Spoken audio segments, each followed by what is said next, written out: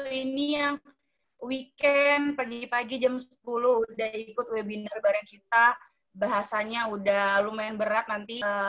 Pertama saya ngucapin dulu buat Mas Tio, makasih udah mau bergabung di webinar kali ini menjadi narasumber kita untuk berbagi kisah inspiratifnya. Dan terima kasih buat teman-teman lainnya yang sudah mau bergabung untuk webinar kali ini. Mungkin Kak Fikrul mau mulai, host boleh di-share slide-nya?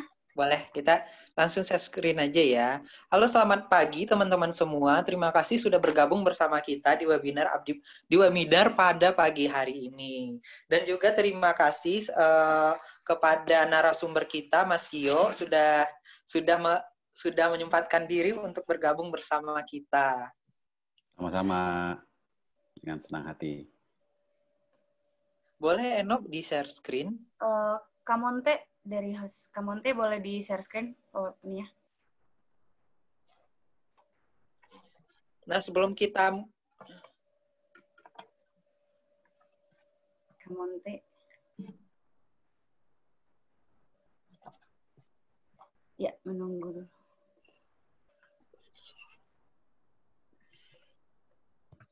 Dari Eno aja kali ya, Kak, ini. Bentar. Boleh.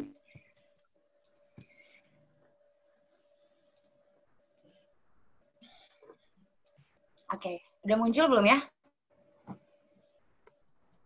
Ongoing, sebentar. Nah, oke. Pada pagi hari ini kita akan ngebahas webinar kita. Menurut saya cukup menarik, dibahas oleh Mas Tio, terkait nasionalisme dan bakti untuk negeri. Di sini nanti Mas Tio akan cerita sedikit banyaknya terkait perjalanan karir beliau dari luar negeri dan mau kembali lagi ke Indonesia gitu. Dan teman-teman juga harus tahu nih, Mas Tio ini adalah pendirinya dari Inspigo. Mungkin ada teman-teman yang udah tahu Inspigo itu apa dan sangat menarik sekali.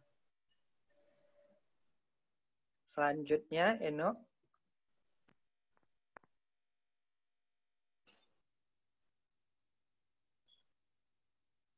Nanti kalau belum tahu kita bahas bareng-bareng sama Kak Tio-nya nih, Kak, Inspigo itu apa. Iya. Selanjutnya mungkin teman-teman sudah banyak yang tahu terkait Abdi Muda itu apa ya. Tapi sebelumnya saya juga mau memperkenalkan kembali Abdi Muda itu apa. Nah, Abdi Muda itu sendiri merupakan kumpulan atau organisasi yang terdiri dari ASN-ASN muda yang berada di seluruh yang pengurusnya sendiri itu adalah ASN yang berada di seluruh Indonesia. Tidak hanya yang berada di pusat saja, tapi kita memiliki pengurus-pengurus itu dari berbagai wilayah yang ada di Indonesia. Baik, selanjutnya Eno mungkin ada yang mau ditambahin.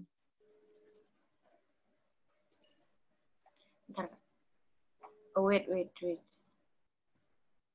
Oke.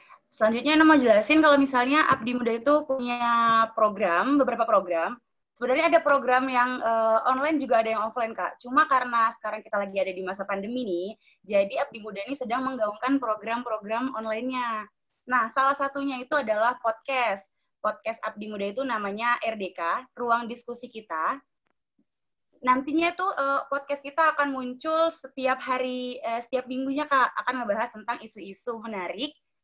Bukan cuma tentang kerjaan, tapi juga tentang hal-hal menarik, misalnya kayak ngebahas drama atau bedah buku dan hal menarik lainnya. Nah, selanjutnya Abdi Muda juga punya webinar. Webinar kita tuh yang kayak sedang kita lakuin sekarang. Itu tuh ngebahas banyak hal-hal menarik untuk self-improvement kita juga. Misalnya seperti kita pernah ngundang Indra Bekti nih untuk jadi narasumber kita pada topik gimana sih bicara formal yang seru dan nggak kaku. Selanjutnya kita juga pernah webinar bareng Bridgezone ID untuk sama-sama belajar gimana cara ngomong bahasa Inggris. Kalau misalnya kita ketinggalan webinar atau pengen lihat webinar-webinar yang sebelumnya, itu kita bisa juga lihat di YouTube channel kita di Abdi Muda Indonesia. Nah, yang sekarang sedang berlangsung nih, Kak, kita sedang mengadakan Akademi Relawan Indonesia yang saat ini sedang sesi wawancara ya, Kak Fikrul ya. Iya, benar sekali. Akademi Relawan Indonesia Akademi Relawan Abdi Muda itu adalah sebuah program dari Abdi Muda yang untuk mendidik karakter ASN muda di seluruh Indonesia melalui pendidikan yang dilakukan secara daring dan literasi yang bertujuan untuk membentuk koordinator daerah Abdi Muda nantinya. Nah, selanjutnya ada donasi nih Kak, Call for Donation Tumbler for Charity dari Abdi Muda.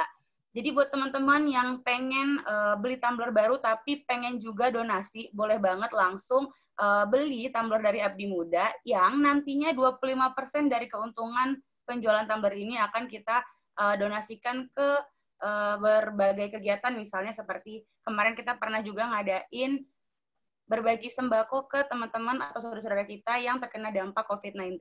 Dan juga ada kemarin banget itu kita kerjasama sama Dompet Duafa untuk ngebantu saudara-saudara kita yang terkena bencana di Masamba.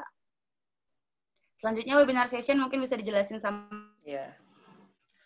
Terkait webinar session, nanti di bagian awal nanti ada perkenalan singkat dari narasumber. Selanjutnya kita ngobrol bareng terkait antara narasumber dan sesi tanya jawab dengan peserta. Selanjutnya diakhiri dengan foto bersama. Selanjutnya rules untuk webinar kita pada pagi hari ini. Peserta mengikuti webinar dengan tertib dan tidak gaduh. Kemudian selama acara berlangsung, semua peserta akan di-mute. Semua pertanyaan ditulis pada kolom chat dan pertanyaan terpilih akan dipersilahkan untuk ditanyakan langsung saat narasumber memperkenalkan diri. Saat narasumber memperkenalkan diri, peserta sudah dapat mengajukan pertanyaan di kolom chat. Kemudian, yang terakhir, harap tidak mengajukan pertanyaan di luar tema, ataupun pertanyaan-pertanyaan yang tidak sopan dan menyebabkan ketidaknyamanan selama webinar ini. Nah, sekarang speaker of the day nih Kak Fikro. Siapa nih? Yeah.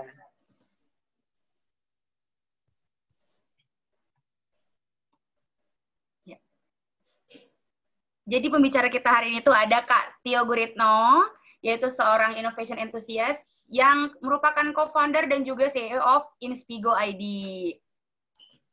Nah, ini tuh Instagramnya Inspigo. Ntar kita bakal bahas bareng-bareng nih Inspigo itu apa, awal terbentuknya Inspigo itu apa, dan tujuan dari Inspigo ini sendiri itu apa. Ini Eno stop share dulu. Nah, oke. Maaf ya Kak Tio, Eno izin matikan kamera soalnya sinyalnya unstable.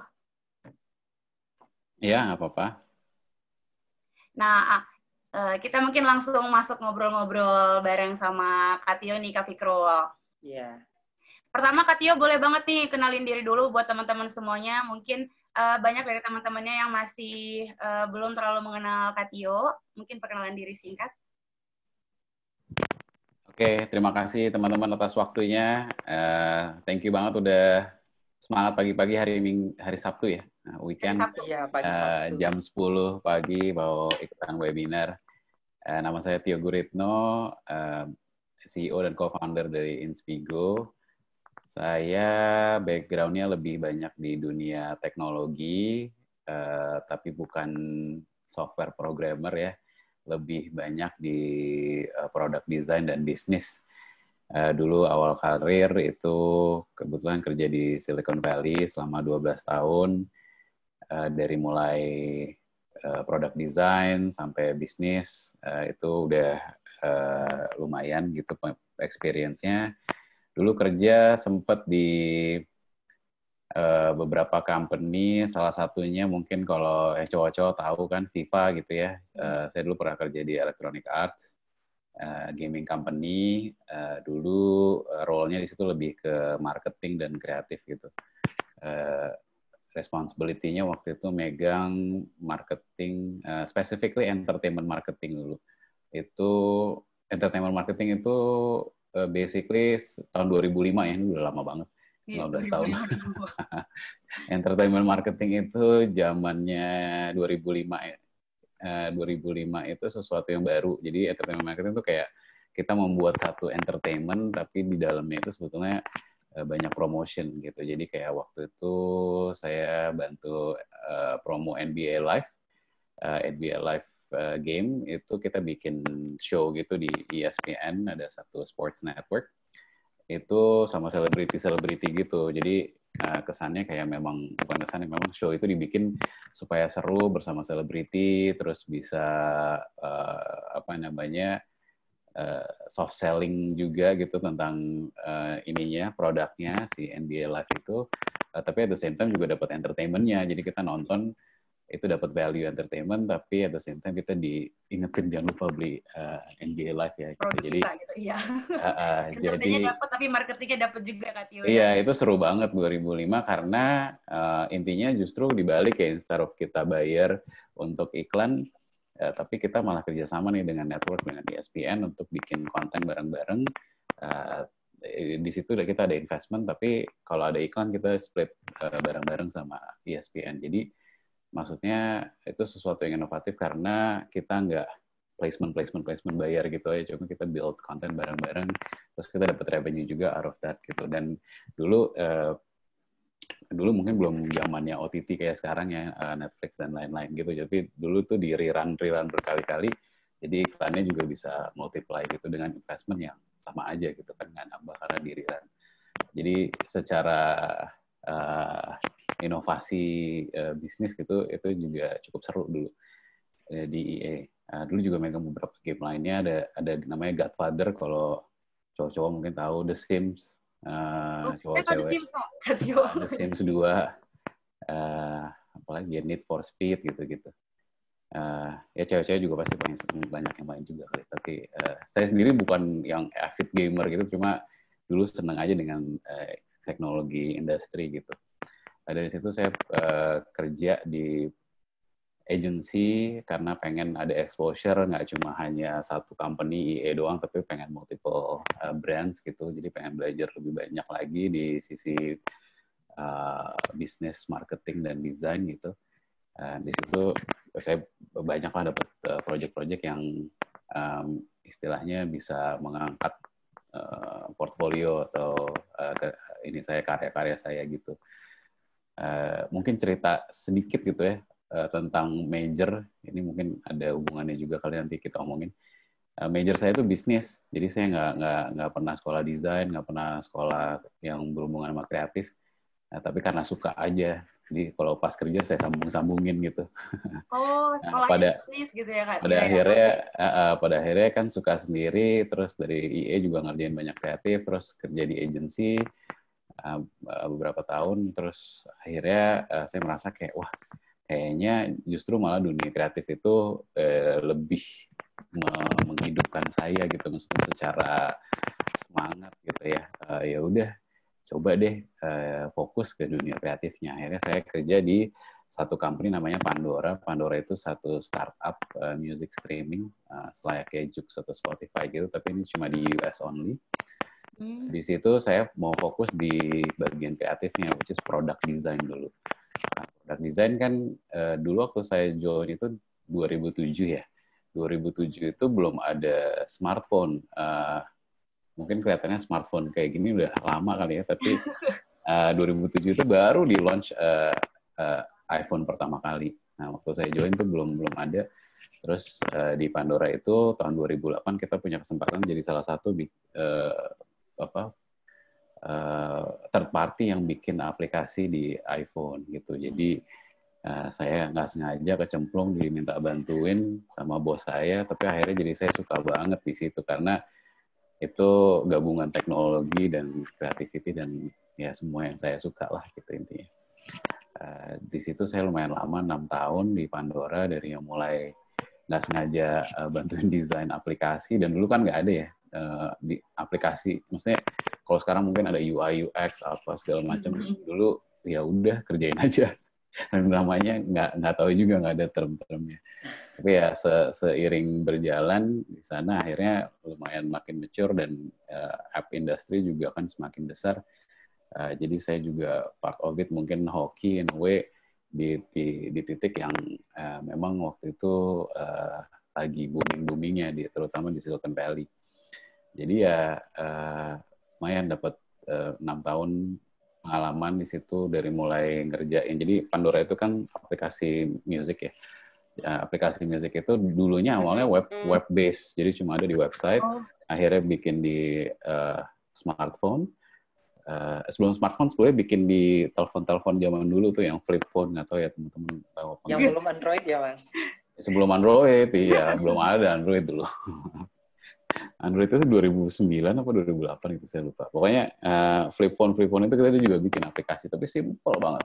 Begitu masuk ke iOS, itu mulai agak kompleks, terus masuk Android. Nah, akhirnya saya diminta untuk bantu manage product design di situ. Akhirnya kita bikin aplikasi untuk kulkas, untuk mobil, untuk macam-macam lah, alarm gitu. Jadi anything dulu Pandora itu pengennya setiap kita kemana aja atau bangun, dari mulai bangun lah sampai tidur tuh ada device di sekeliling kita yang ada Pandoranya gitu. Jadi anything yang bisa connect ke internet tuh harus ada Pandora. Nah itu kan harus ada aplikasinya. Nah aplikasinya saya bantu desain, dan itu beda-beda gitu ya. Kalau mungkin sedikit technical, misalnya kita desain untuk TV gitu kan, mungkin sekarang udah banyak smart TV gitu ya. Dulu awal-awal kan ya kita harus bisa mensimulate gitu ya. Kalau orang pakai TV itu kan pakai remote gitu, pakai remote itu mau search aja susah banget. Jadi kita harus mendesain si aplikasi atau keyboardnya itu orang nggak boleh lebih klik dari 3 kali gitu. Jadi pokoknya harus tek dapat musik apa yang mau dimainin gitu. Jadi setiap device gitu itu seninya beda-beda karena experience juga beda. Kayak TV itu kan kita bilangnya 10-foot experience karena ada jarak antara kita dan TV. Tapi kalau handphone kan itu langsung di situ. Terus kalau ada juga yang misalnya voice control gitu, itu kan juga tanpa touch gitu. Itu experience seperti apa? Nah itu saya dulu bantu di bagian itunya gitu.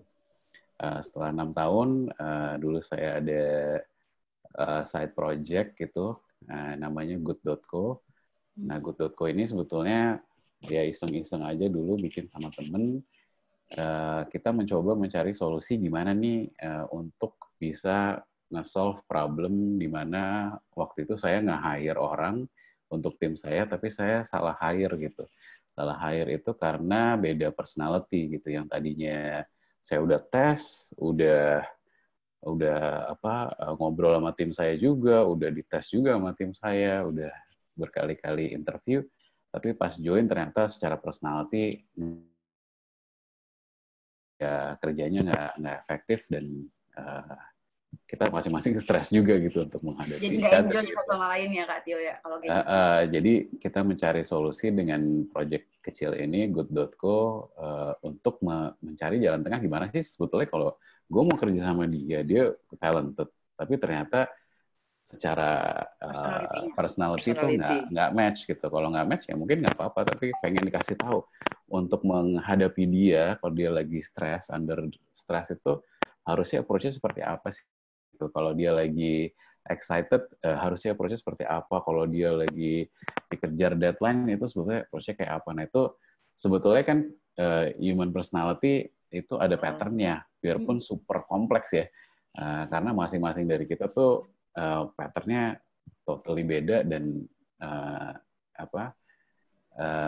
kalau orang awam mungkin bisa bilang itu unpredictable, tapi menurut kita dengan algoritma itu harusnya kita bisa tahu ini orang sebetulnya seperti apa dan bagaimana mengapproach si orang tersebut gitu. Jadi Good.co itu sebetulnya project iseng-iseng untuk mencoba men-solve problem pribadi, dan temanku juga, teman saya kebetulan dia juga punya experience yang sama, tapi dia di sisi employee-nya, jadi dia di-hire sama bos barunya, udah ditawarin macam-macam, ternyata dia nggak cocok gitu dengan role barunya. Ya udah akhirnya si Good.co itu kita dapat funding, saya decided untuk coba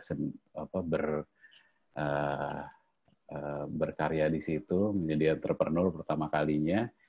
Dan ya nggak gampang sih, susah gitu, berat banget. Dan dulu kan juga keluarga gitu, anak kedua saya juga baru lahir, istri saya juga. Wah, selamat Mas Tio. Itu tahun 2000 berapa tuh? 2013 ya.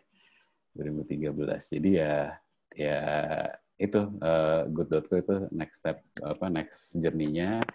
Terus company kita diakuisisi oleh Jerman company Stepstone. Terus saya decided untuk bikin satu company lagi, satu produk lagi namanya Wonderbox untuk anak-anak gitu. Jadi anak kedua saya kebetulan waktu itu umur 5 tahun. Saya pengen, ya, karena saya udah beberapa tahun waktu itu bikin aplikasi, saya pengen bikin aplikasi untuk anak saya sendiri, karena anak saya waktu itu main Angry Birds melulu gitu kan.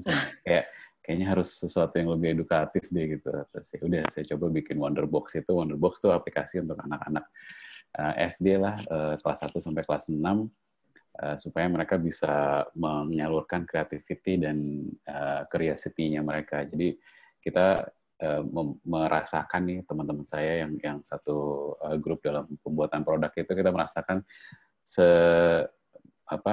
seiring waktu tuh anak-anak masuk jenjang SD tuh semakin lama kreativitas tuh semakin berkurang gitu ya. Dulu mungkin suka doodling, suka gambar-gambar, tapi udah masuk SD tuh udah nggak cool gitu kalau berkreativitas seperti itu, atau even curiosity gitu. Dulu anak saya tuh waktu masih kecil kayak pertanyaannya tuh susah-susah banget gitu. Kenapa matahari terbitnya dari kenapa awan warnanya biru gitu? Kenapa rumput warnanya hijau gitu? Kayak basic banget tapi kayak susah banget jawabnya ya kadang-kadang.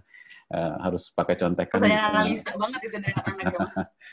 Ya, tapi seiring waktu, pas mereka masuk SD, itu mulai berkurang tuh curiosity. Padahal kita ngerasa curiosity itu salah satu fundamental skill atau fundamental value yang semua pekerja tuh harus punya gitu. Kita sebagai profesional harus tetap curious gitu. Kalau nggak kepo, nggak curious, ya gimana kita bisa nge-trigger diri kita untuk tetap belajar terus gitu. Jadi waktu itu kita coba diimplementasikan ke anak-anak ini gitu. Jadi sebenarnya saya udah punya interest untuk education ya di saat-saat waktu itulah gitu. Cukup lama juga ya, Mas? Akhirnya kita bergabung dengan company namanya Khan Academy. Khan Academy itu kayak the biggest educational platform lah di US itu. Terus sekarang tim kita part of mereka gitu. Jadi pas kita merger, saya decided untuk pulang ke Indonesia. Gitu sih. Mungkin panjang ya, tapi maksudnya sekalian aja cerita.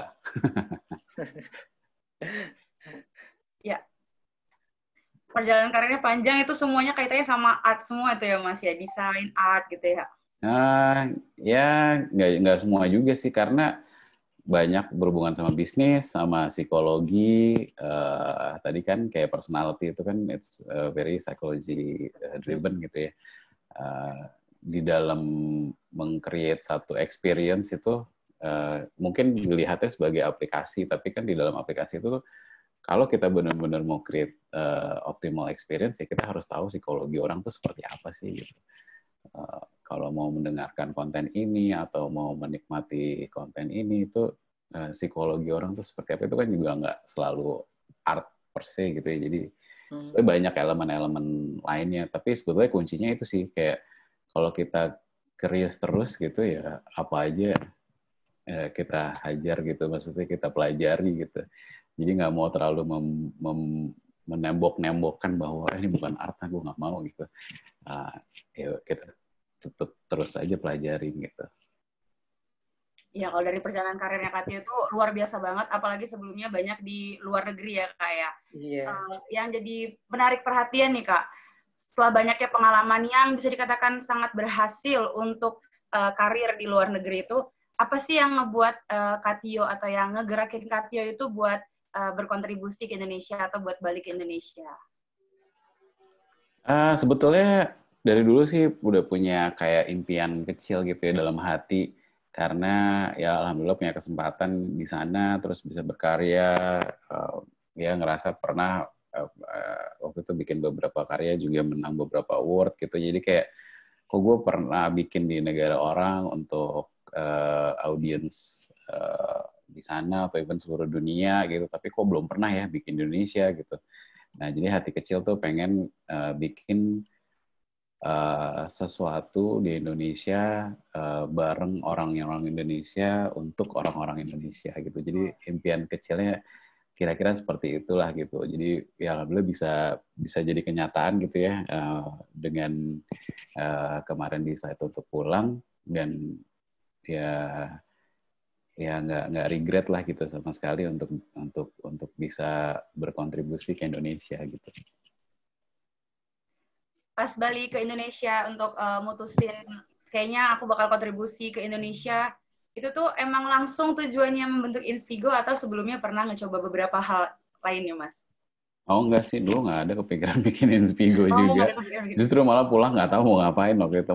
Intinya mau belajar dulu, karena terus terang ya dulu belum pernah kerja Indonesia. Jadi kerja bareng orang Indonesia itu pertama kali pas pulang tahun 2016 itu. Jadi Wow. ya belajar dari nol dan ya harus mengeset apa ya mindset juga gitu ya, dimana ya biarpun gue udah punya pengalaman nih, tapi belum tentu gue tahu semua karena medannya totally beda, orangnya beda, konsumernya beda gitu. Jadi ya harus tetap belajar, tetap ngulik gitu. Jadi nggak bisa tuh kayak gue udah pernah bikin ini, bikin yang exactly sama karena gue tahu pasti berhasil gitu. Tuh mindset itu tuh nggak bisa ditanamkan kan, jadi pada akhirnya jadi ini ya overconfident gitu. Padahal situasi itu biarpun sama-sama di Indonesia, tapi kalau waktunya berbeda, orangnya berbeda, itu juga kan berimpact ke hasil juga. Jadi ya mindsetnya ya udah gitu, harus coba relearn, unlearn semuanya untuk bisa tetap be open minded, selalu belajar sih gitu. Belajar terus lagi ya, Mas ya. Iya. Yang kan sebelumnya berarti Mas dari awal kerja itu belum pernah kerja di Indonesia. Setelah balik ke Indonesia itu pertama kali nyoba kerja di Indonesia berarti ya, Mas Tio ya. Iya, betul. Terus memutuskan untuk ngebentuk Inspigo tuh, gimana tuh Mas dapat insight-nya? Kayaknya Inspigo nih cocok deh untuk Indonesia gitu. Dulu sih sebetulnya kan karena juga baru ya di Indonesia ya, jadi belum banyak tahu juga tentang what's going on in Indonesia, terus kayak apa aja sih kekerenan Indonesia gitu. Jadi sebetulnya pengen belajar dari orang-orang yang punya pengalaman banyak, punya expertise di satu bidang, gimana ya cara belajarnya gitu. Jadi waktu itu juga mungkin mencoba mensatisfy diri sendiri juga untuk bisa belajar dengan model kayak gini gitu. Jadi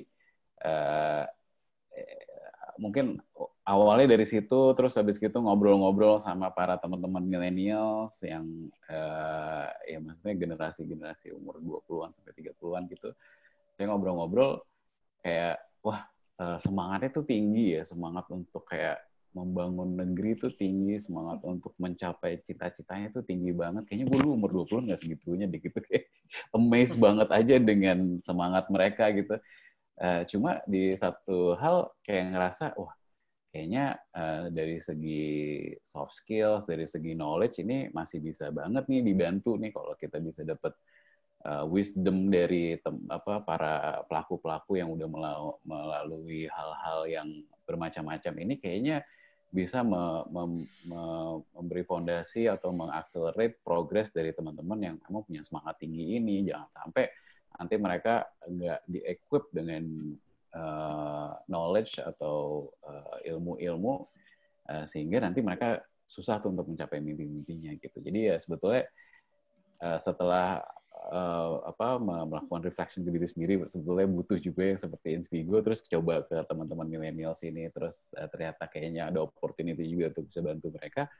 Ya udah, kita akhirnya coba prototype untuk bikin Inspigo gitu. Jadi intinya sih sebetulnya ya kita pengen bikin satu tempat di mana it's very easy lah untuk belajar sesuatu dan it's well curated, dan kita juga mencoba menggali sedalam-dalamnya ilmu-ilmu ini sehingga juga bermanfaat bagi orang lain. Dan belajar itu gampang kok gitu, nggak usah harus modelnya kelas, modelnya harus kayak dengerin sesuatu yang serius gitu. Jadi kayak bisa lebih light dan easy dan bisa didengerin kapan aja. Nah, makanya di awal-awal kita juga memang sampai sekarang ya kita fokus di audio gitu, karena ya alasannya kita pengen orang itu nggak ada alasan lagi lah untuk nggak belajar. Jadi gue sambil naik KRL, naik pun itu gitu, commute ke kantor atau sebelum tidur gitu, itu kayak tetap masih bisa dapat knowledge gitu. Dan knowledge itu sebetulnya kalau belajar, mungkin buat aku belajar itu sesuatu yang emang udah kayak lifestyle gitu, tapi buat banyak orang kan belajar itu sesuatu yang berat ya.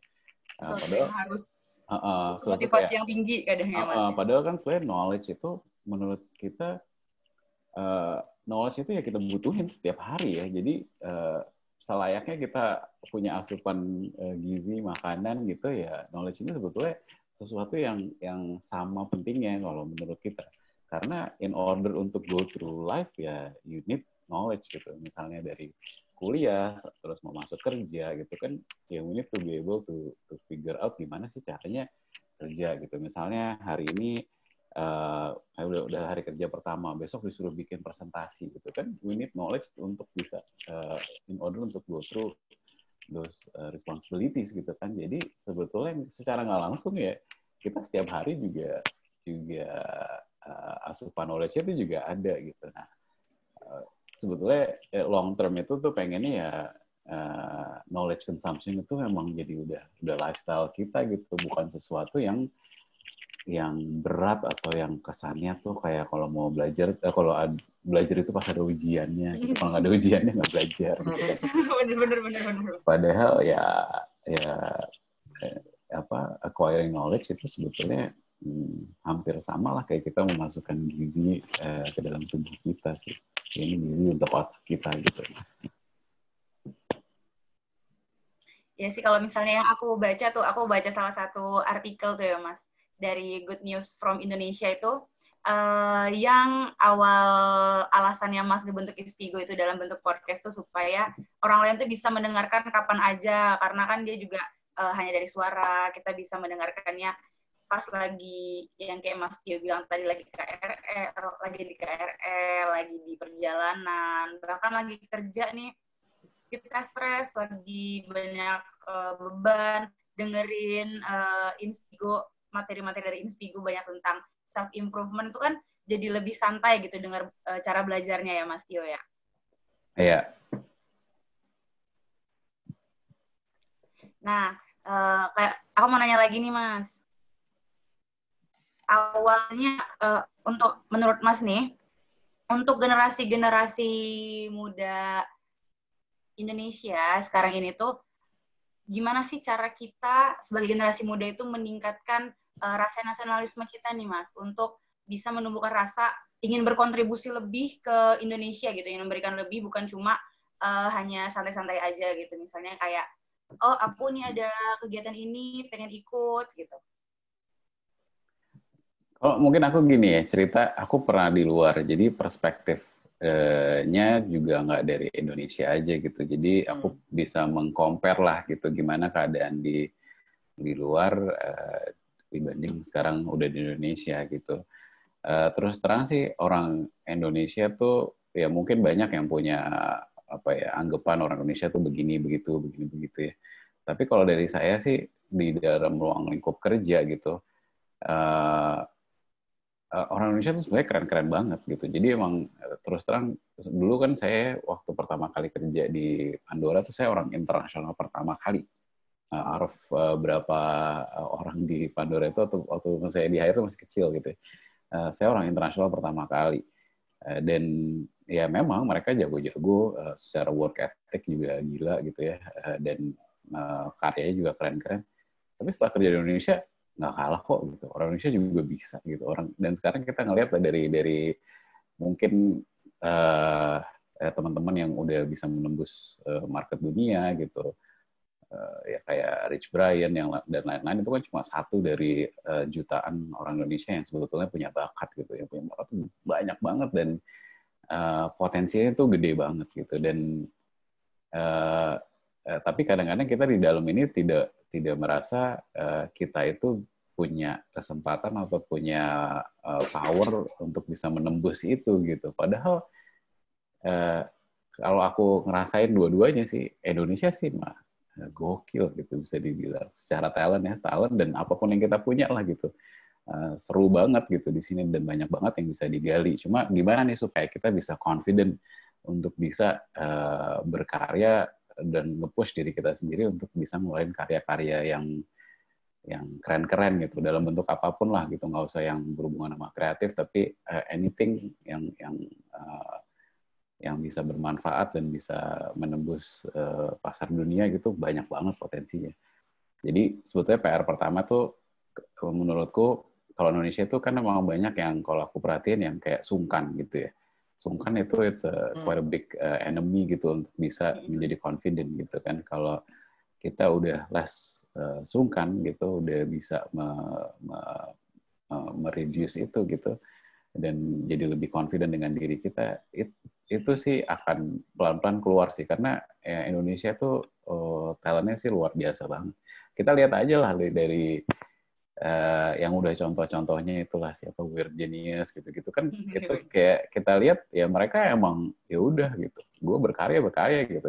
Sekarang dengan era internet ini bisa dibilang very equal platform gitu ya, equal opportunity gitu buat semua, as long as kita mau untuk coba dan nge-push diri kita dan ngulik gitu, itu akan bisa tumbuh tuh gitu. Dan apa ya, kita tuh sebetulnya bisa aja, dan udah banyak contohnya gitu ya di luar gitu, dan kayak semakin tahun semakin kita lihat lebih banyak lagi gitu anak-anak Indonesia yang bisa berkarya di luar negeri, dan mereka juga very proud tuh being Indonesian gitu, dan itu satu apa ya, kayak value yang saya sih ini banget ya, respect banget sama teman-teman ini gitu. Jadi ya menurut saya mungkin kalau masih sungkan itu coba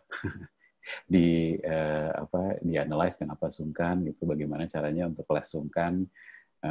Namanya berkarya sih kalau pakai sungkan-sungkan itu malah jadi lebih ini ya, lebih takut mau ngapain gitu ya Mas, ada bordernya gitu ya. Padahal nggak ada yang ditakutin, ya udah coba aja gitu, bukannya hajar bleh nggak mikirin risk dan lain-lain ya, itu selalu harus dipikirin, tapi kalau nggak enakan gitu itu bisa menghambat juga sih untuk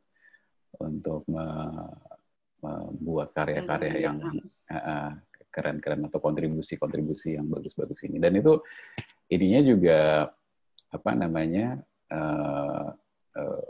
mindset ini berlaku nggak hanya untuk orang yang mau berkarya dalam bentuk seni atau apapun di dalam ruang lingkup kerja gitu ya, kita di kantor gitu kan, kalau kita semakin sungkan ya semakin ini juga sih terbentur juga gitu nanti untuk bisa mengeluarkan kontribusi yang besar.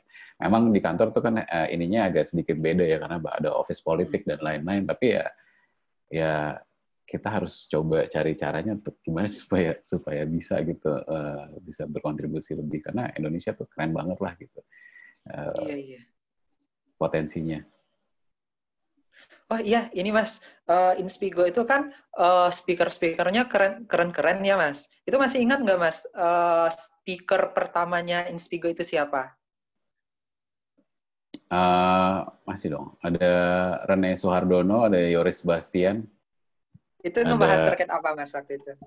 Kalau Yoris tentang creativity, Rene waktu itu tentang emotional intelligence.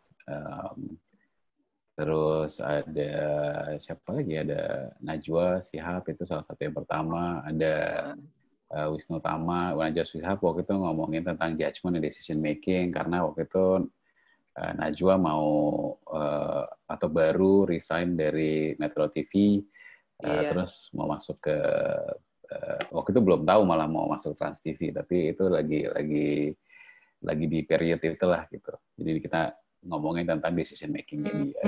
Proses decision itu kan decision yang besar karena dia udah 17 tahun kalau nggak salah di Metro TV gitu. Jadi banyaklah risk yang dipikirkan gitu. Itu kan sebetulnya decision itu kan kita bikin setiap hari ya. Mungkin every few minutes kita mau ambil minum yang ini atau ini gitu. Itu kan decision process juga. Nah, kita mau belajar sih dari teman-teman yang memang udah punya pengalaman bikin decision besar, itu sebetulnya proses seperti apa. Jadi sehingga nanti kita mau bikin decision kecil ini, kita bisa pelan-pelan mengimplementasi cara-cara untuk melatih kita membuat decision yang lebih besar gitu. Itu Najwa Shihab. Ya, itu sih kira-kira. Berarti yang paling menarik sama Mbak Najwa Shihab ya, Mas? Selama ini. Yang paling menarik banyak sih. Banyak yang menarik. Kalau aku sih paling suka kalau favoritku sama Gobin Vashdev gitu. Gobin Vashdev itu pakar mindfulness gitu ya.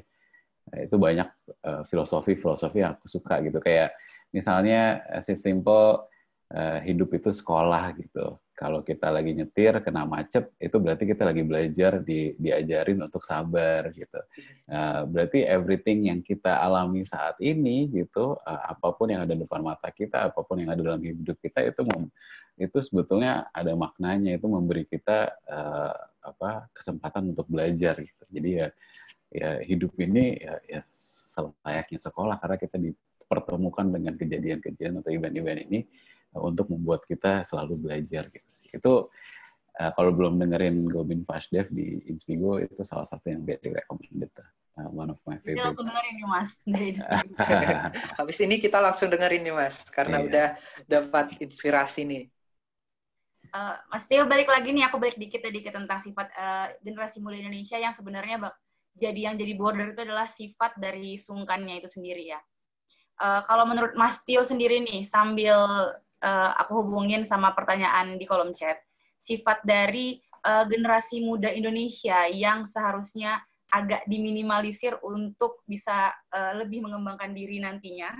Terus sama apa sih setelah Mas bekerja di Amerika itu menurut Mas tuh pola pikir apa yang dari Amerika bisa kita terapkan dan sesuai dengan budaya-budaya di Indonesia? Kalau yang pertama, maksudnya ini ya, pola pikir untuk kita sendiri gitu, misalnya orang Indonesia tadi gitu kan pertanyaan. Atau skill apa gitu ya? Pola pikir Indonesia.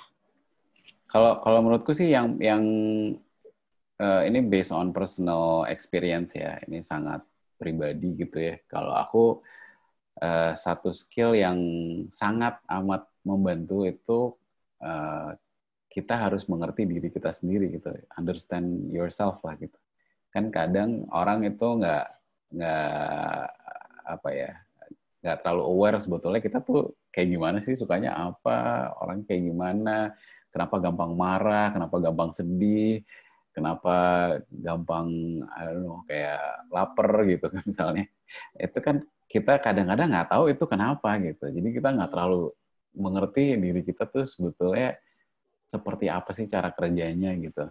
Nah, itu mungkin skill yang menurutku sangat beneficial untuk dipunyai ya untuk generasi muda, karena banyak orang menurutku misalnya kita dengerin orang lain ngomong, misalnya kayak sekarang itu webinar, menurutku yang cocok tuh seperti ini.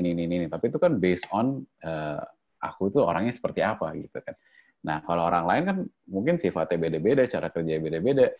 Nah, itu yang paling pertama menurutku harus dipunyai sebagai skill itu ya mengerti diri sendiri gitu. Mengerti diri sendiri itu kalau aku mungkin karena orangnya suka kepo ya, misalnya aku suka saya suka es krim gitu. Kenapa sih gue suka es krim gitu? Kadang-kadang suka nanya aja gitu, kenapa gue suka es krim? Oh, gue mungkin suka rasanya di sini gitu, karena taste bud gue mungkin lebih suka rasanya yang manis-manis, atau manisnya tuh jangan terlalu manis tapi perfect di sini gitu. Nah, di situ kan berarti kalau misalnya mau pesen makanan lagi, kalau yang kira-kira aku bakal suka itu kan kira-kira di situ tuh ininya rasanya gitu. Nah, ini kan sama juga kalau misalnya gue tuh gampang emosi, kayak waktu pertama pulang dari Indonesia deh. Gue gampang emosi kalau gue nyetir nih gitu. Nyetir pasti bawaannya emosi gitu. Jadi bawaannya kalau mau kerja tuh jadi stres gitu.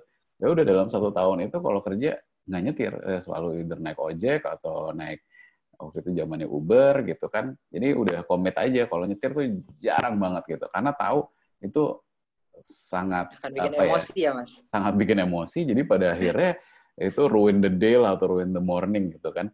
Nah, itu kan mencoba mengerti kenapa sih gue tuh gampang sebel gitu di kantor. Oh, mungkin gara-gara gue nyetir ke kantor gitu. Nah, hal-hal yang kecil itu menurutku mungkin teman-teman ngerasa itu nggak se-valuable itu, tapi begitu dijalankan, begitu kita mengerti, nah itu kita kayak enaknya bisa nge-push strength kita, bisa ngerti weakness kita, jadi kita bisa dial up selayaknya kayak DJ gitu, naik turunin volume gitu kan, itu jadi lebih enak gitu, karena kita tahu exactly kita tuh cara kerjanya seperti apa gitu. Mungkin kalau exactly 100% enggak ya, karena kita juga berubah-ubah, tapi kita tahu bagaimana nyetir diri kita sendiri untuk bisa maju gitu. Itu menurutku fundamental banget.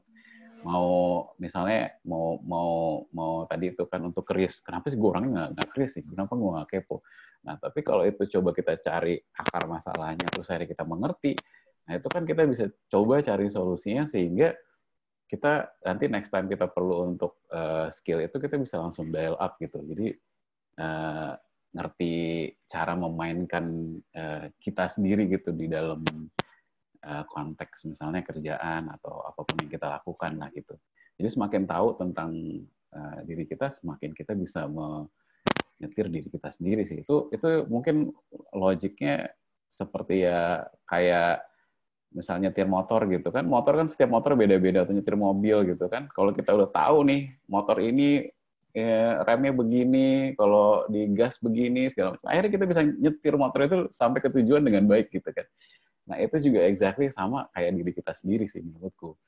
Kalau kita tahu exactly kita kayak gimana, itu mudah-mudahan bisa lebih gampang untuk ke depannya. Iya benar. Soalnya tuh kebanyakan diabaikan. Untuk saya sendiri aja tuh kayak bakal sesuatu yang bukan dicari tahu lebih lanjut nih. Kenapa aku suka ini, kenapa aku nggak suka ini gitu ya Kak Tio. Iya, karena kayak misalnya dulu aku suka desain gitu. Karena dulu aku juga sempat salah. Waktu itu belajar tentang software ini ya, programming gitu. Ternyata dulu waktu belajar software programming, pas setelah gue nggak suka ya, dan nggak bisa gitu. Nah, ternyata sukanya itu mendesain website gitu. Mendesain website sama bikin website secara coding itu two different things gitu kan.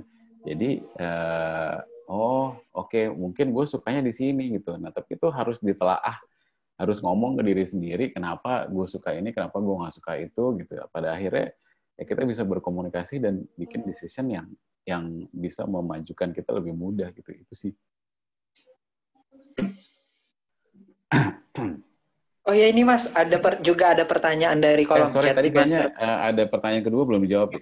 Pertanyaan keduanya itu, menurut Mas Tio nih, kan Mas Tio tuh udah berpengalaman banget di luar negeri, di Amerika tuh, menurut Mas Tio tuh apa sih sifat atau apa sih skill yang bisa diterapin di Indonesia, yang sesuai dengan budaya Indonesia untuk mengembangkan diri sendiri itu?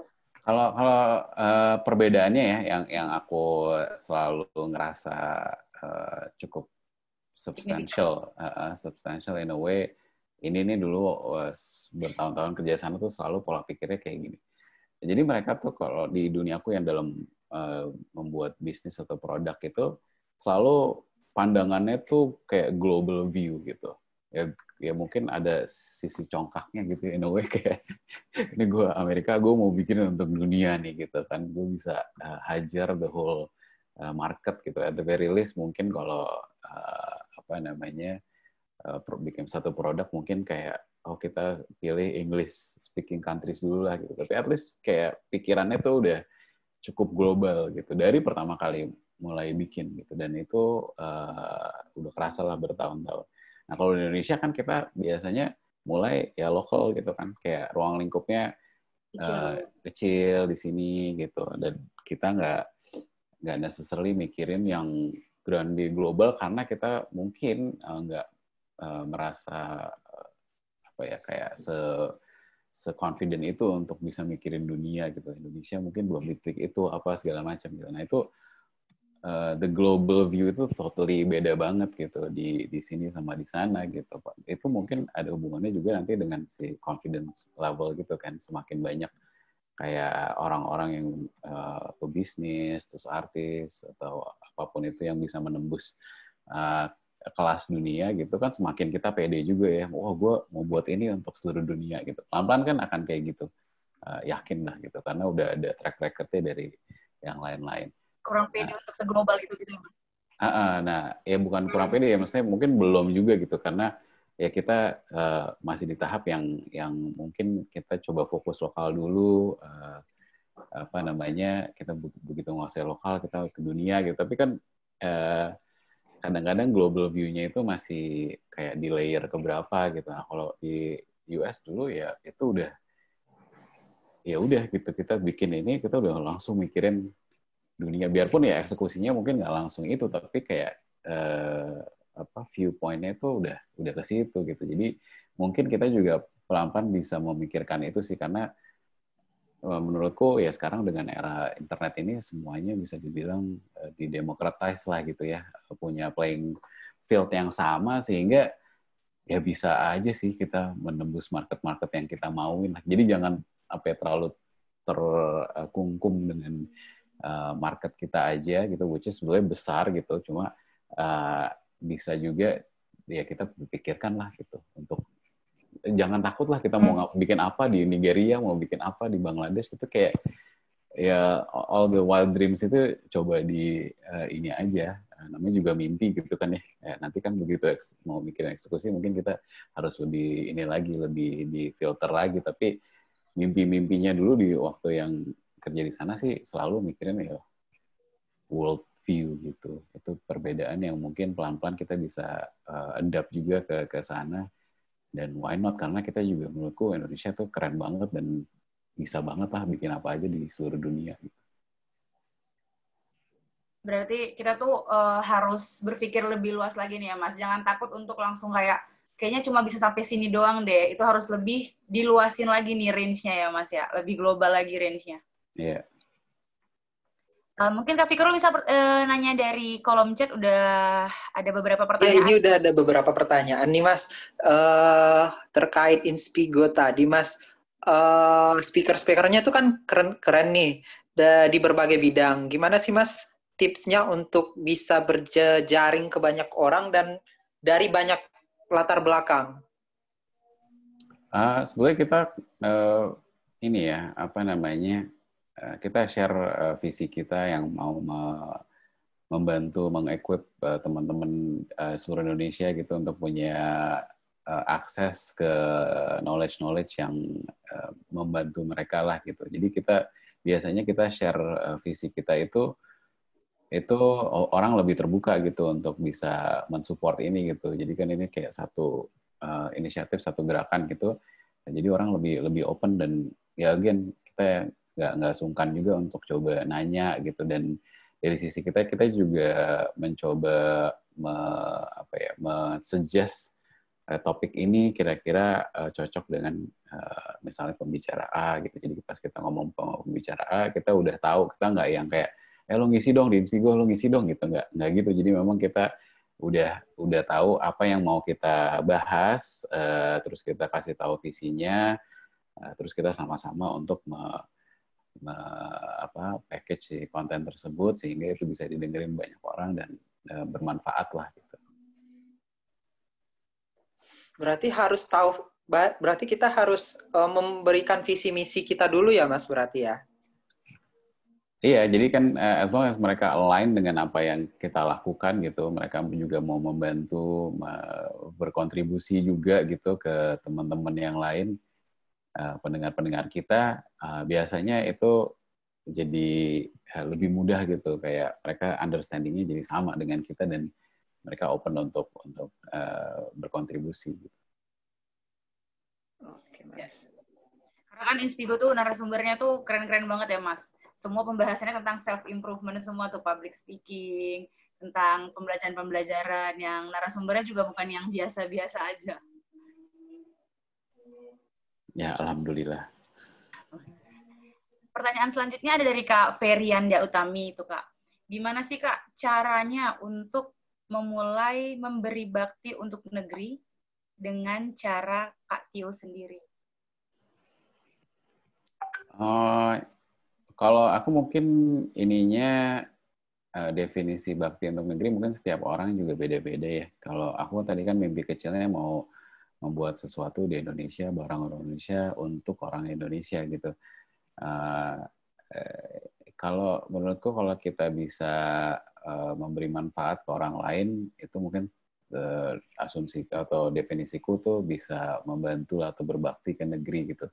Kan untuk memberi manfaat ke orang lain itu kan kita harus memberi satu value yang memang dibutuhkan oleh mereka gitu. Gimana caranya kita tahu mereka membutuhkan itu? Nah itu kita gali lah dalam-dalam gitu, pelan-pelan untuk bisa dapat atau tahu apa sih sebetulnya yang mereka butuhkan sehingga kita bisa memberi value itu gitu. Jadi menurutku sih dengan hal-hal yang kecil, inisiatif-inisiatif kecil, as long as kita memberi manfaat atau memberi value ke mereka, menurutku itu udah masuk sih ke definisiku untuk berbakti gitu. Nah, untuk bisa memberi value yang nilainya tinggi gitu, itu kan kita juga harus tahu kebutuhannya apa, isunya apa gitu. Nah, untuk mengerti isu sendiri itu juga ada ilmunya gitu. Mungkin bisa dipelajari di Inspigo juga banyak yang speaker-speaker yang membahas gitu tentang gimana sih mendefinisikan satu problem, mengerti satu problem, berempati dengan problem gitu. Itu satu skill yang mesti kita kuasai sehingga kita bisa memberikan solusi atau value terhadap problem tersebut gitu. Ya misalnya ruang lingkup RT gitu, misalnya ada isu apa, sampah atau apa gitu, kan kita harus ngerti problemnya apa, sehingga kita bisa mencari solusi, sehingga itu ya menurutku itu udah satu hitungan kontribusi untuk negara gitu kan. Dari hal-hal yang mungkin sifatnya nggak usah yang grande dulu, hal-hal yang kecil, tapi sebetulnya skill set yang dibutuhkan itu sama gitu. Ya lama-lama value-nya tambah besar, tambah banyak orang yang bisa merasakan. Nah itu menurutku scalability itu bisa dipikirin mungkin step setelahnya, tapi di awalnya itu kita mulai dengan yang kecil-kecil dulu aja. Yang kecil-kecil tapi value-nya benar-benar dirasakan sama beberapa. Karena memberi value yang benar-benar relevan dan bisa dirasakan itu nggak gampang loh. Itu nggak gampang. Kadang-kadang misalnya kita mau ngasih nasi kotak gitu kan ke satu orang, tapi satu orang itu mungkin sebetulnya gue nggak butuh itu, gue butuhnya justru misalnya apa, duit gitu atau apa, atau kerjaan gitu. Itu kan berarti value yang kita kasihkan itu nggak relevan dengan apa yang mereka inginkan atau isu yang mereka punya gitu. Isunya sebetulnya gue butuh kerjaan, gue nggak butuh nasi kotak gitu kan. Berarti kita harus mengerti dulu sebetulnya yang dibutuhkan apa ya Mas? Yang dibutuhkan apa, kenapa, terus sebetulnya tuh akar masalahnya itu apa gitu. Itu kita harus tahu dulu sehingga yang kita kasih itu nanti jadi relevan dengan yang mereka butuhkan. Semakin relevan, semakin tinggi value-nya gitu. Ini ada pertanyaan dari Kak Aditya nih, Kak Fikrul. Boleh dibacain? Boleh. Nah, ini Mas, tips dari Kak Tio untuk tetap bisa menjaga atau mempertahankan semangat dan keinginan untuk terus bisa berkontribusi itu gimana Kak? Kadang kan gini, kita udah bisa memulai, tapi makin bertambahnya waktu malah semakin kendor semangatnya. Tipsnya bagaimana Kak? Itu mungkin ada hubungannya sama tadi mengenali diri sendiri gitu ya. Kenapa kita kadang-kadang kendor gitu kan? Itu kalau kita tahu kendor, misalnya gara-gara, wah gue udah gagal nih 5 kali, gue biasanya gagal 5 kali, atau sekali gagal gue kendor, gagal lagi, kendor lagi. Nah, itu gimana caranya bisa menyemangati diri sendiri itu memang sebetulnya setiap orang beda-beda gitu kan. Tapi mengenali diri sendiri itu sebetulnya salah satu kunci yang bisa diaplikasikan untuk bisa mengkontrol atau membounce back lah diri sendiri sehingga lebih semangat gitu. Kalau aku sih sebetulnya lebih, kalau kontribusi itu lebih kayak ngerasa bahwa ya aku kan udah lama nih berbisnis gitu ya, tapi berbisnis yang memberi value itu rasanya tuh beda banget gitu. Kalau kayak misalnya orang berterima kasih tentang Inspigo gitu, wah bermanfaat ya, kemarin gue lagi stres bisnis gue, terus gue dengerin Pak siapa gitu misalnya, Gobin Fashdev misalnya gitu kan, terus gue terbantu, gue bisa begini itu kan membuat kita jadi tambah semangat gitu. Jadi sebetulnya apa yang kita kerjakan itu not necessarily for monetary reason aja, tapi sebetulnya ini ada manfaat yang sangat personal yang berimpact ke kehidupan orang gitu. Jadi kadang-kadang kita melihat itu sebagai satu kayak penyemangat diri lah gitu, karena wah gue mesti lebih banyak lagi nih bantu orang dengan cara kayak gini, karena itu udah terbukti di banyak orang itu bisa bekerja. Nah, kenapa nggak gue coba ke ratusan juta lagi misalnya gitu kan? Itu kan perspektif-perspektif itu yang mungkin bisa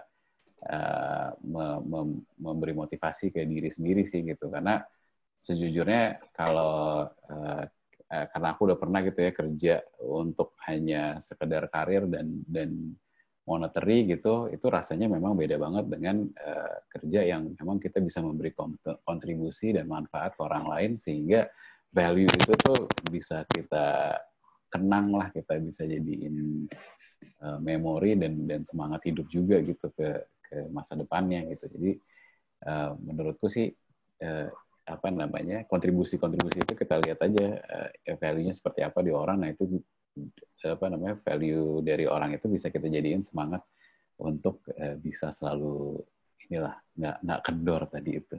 Kendor sih pasti ada gitu ya. Jadi jangan sampai kita juga bilang wah ini kendor nih, jangan gitu. Kendor ya udah nggak apa-apa kan, kendor sekali-sekali gitu. Kalau kita accept ada kekendoran itu ya kita harus tahu juga kenapa kita kendor gitu, dan ya udah namanya juga manusia ya gitu ya, kayak perasaan itu kan nggak bisa selalu semangat terus gitu kan, pasti ada kendor-kendor ya. Ya being able to accept kekendoran itu sih juga salah satu key juga sih, jadi kita bisa lebih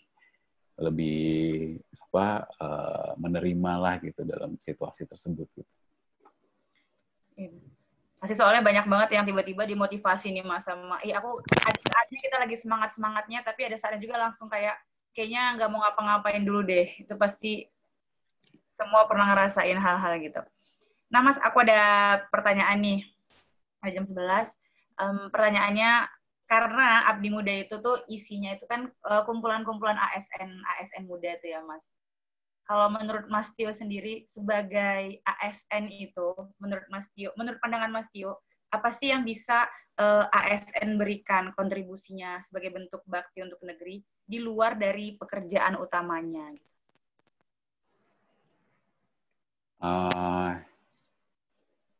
Macam-macam ya, maksudnya sebagai ASN aja kan kita juga sudah membantu gitu ya perkembangan negeri ini gitu. Tapi kalau di luar sebetulnya ya as long as kita bisa itu sih meng-create manfaat atau value ke orang lain, menurutku sih itu salah satu cara kita di luar kerjaan untuk bisa berkontribusi gitu ya. Maksudnya sifatnya apa ruang lingkupnya bisa lebar lah, bisa macam-macam gitu.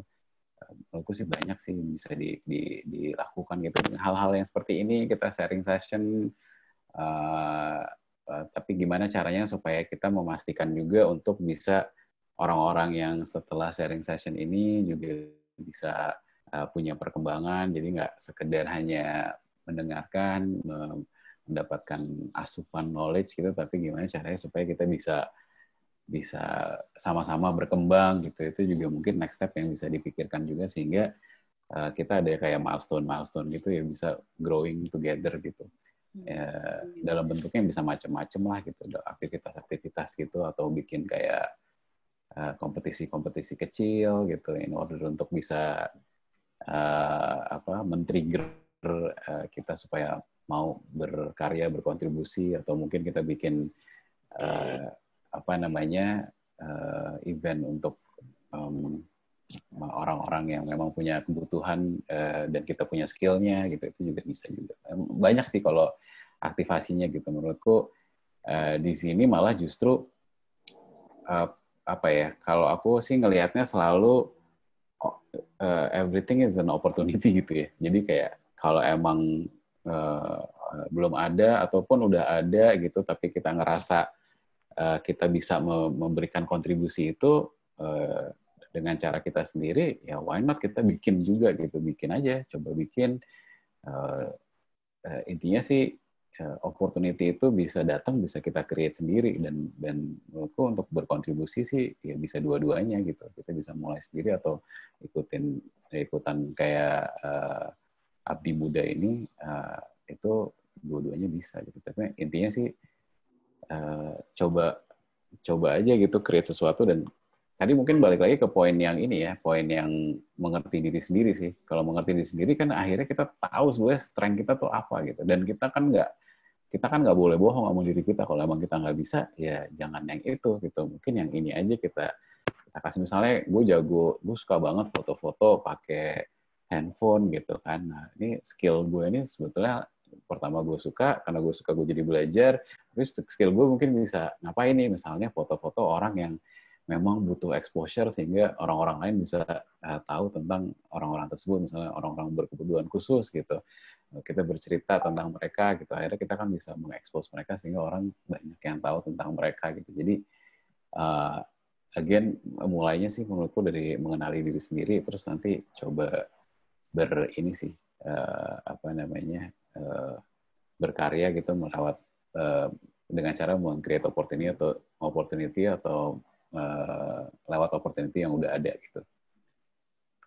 Karena kalau belajar mengenal diri sendiri kan juga itu base-nya dari pengalaman ya Mas, kayak aku udah pernah ngelakuin ini tuh aku suka atau enggak, itu kan base-nya dari pengalaman semua ya jatuhnya.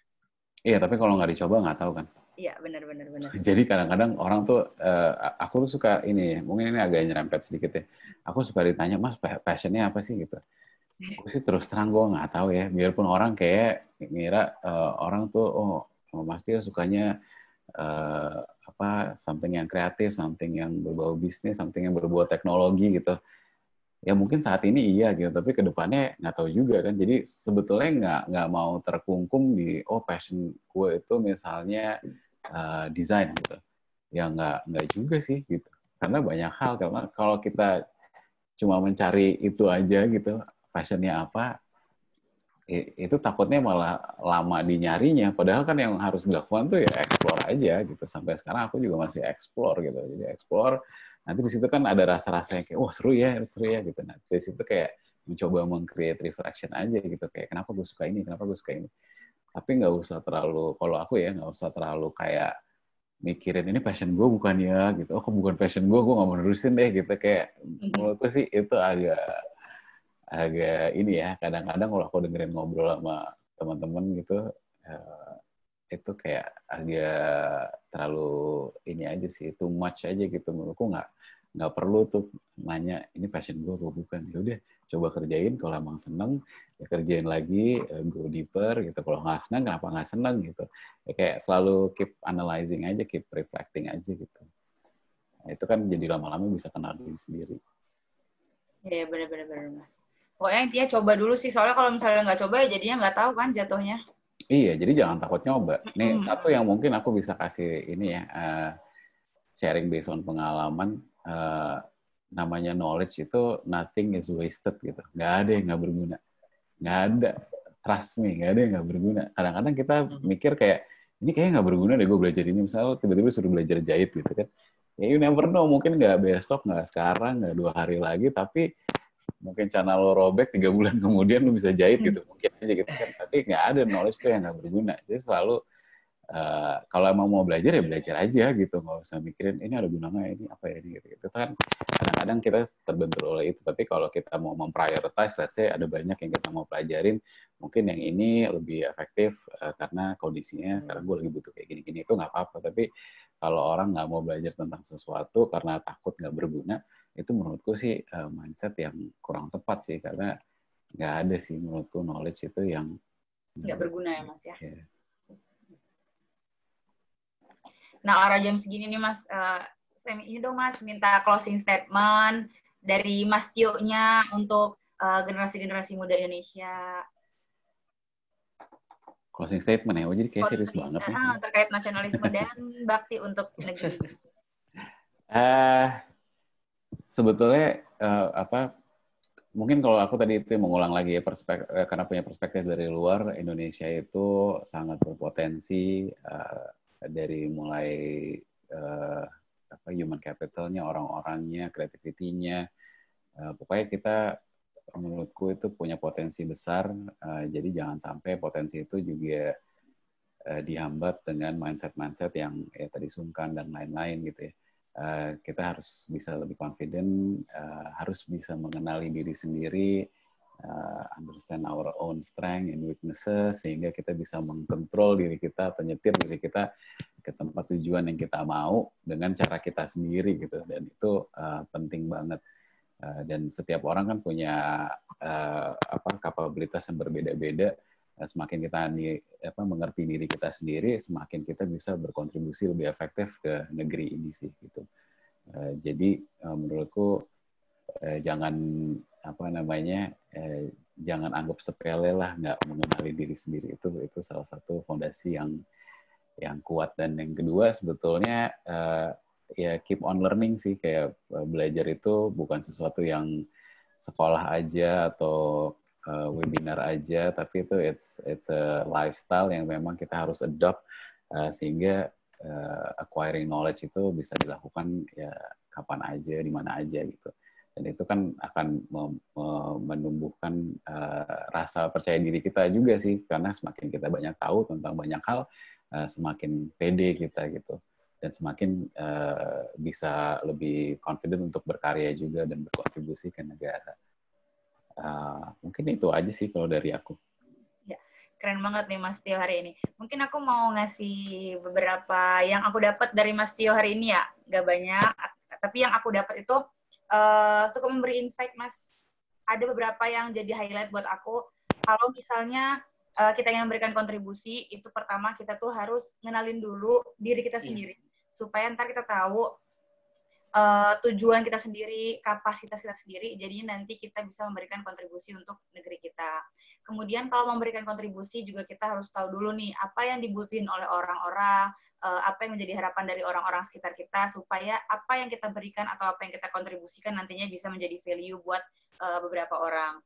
Kemudian pesan terakhir yang harus terus ditanamkan dari Mas Tio menurut saya adalah keep on learning, karena setiap hari itu kita harus belajar, karena nggak ada pembelajaran yang salah dan nantinya pasti akan berguna setiap saat. Gitu ya Mas Tio ya? Iya, thank you ya. Mudah-mudahan ada manfaatnya. Amin, pasti ada manfaatnya Mas. Kak Fikrul mungkin ada closing statement-nya mau nambahin?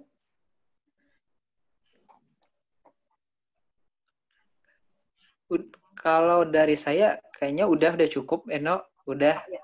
Oke. Makasih buat Mas Tio yang sudah menyempatkan diri untuk bisa bergabung dalam webinar kali ini, yang udah mau ngobrol-ngobrol bareng kita, dan makasih juga untuk seluruh peserta yang sudah bertahan bergabung dari awal webinar sampai akhir sesi akhir webinar ini. Mungkin terakhir kita sesi foto bareng dulu ya Mas ya. Bersama dulu ya. Untuk teman-teman diharapin semuanya mengaktifkan kameranya. Screenshot bareng sini, bukan foto bareng. Oke. Memanggilmu kembali untuk bersama-sama denganmu, senyum manismu. 1, 2, 3. Sekali lagi. 1, 2, 3. Oke. Terima kasih Kak Tio. Terima kasih. Thank you semuanya. Terima kasih. Terima kasih juga teman-teman udah bergabung bersama kita di webinar pagi ini.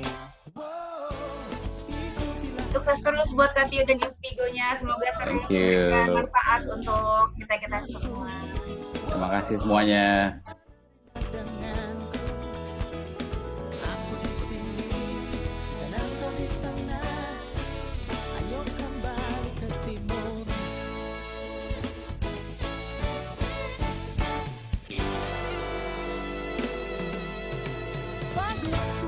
Tifa dan tarianmu bagaikan mutiara yang menari-nari, senyum manismu